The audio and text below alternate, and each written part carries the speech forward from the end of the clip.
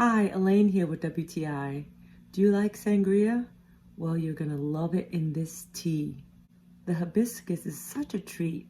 When it's mixed with the pineapple and the blood orange, it is divine. You can see the deep, rich color of this sangria as it steeps.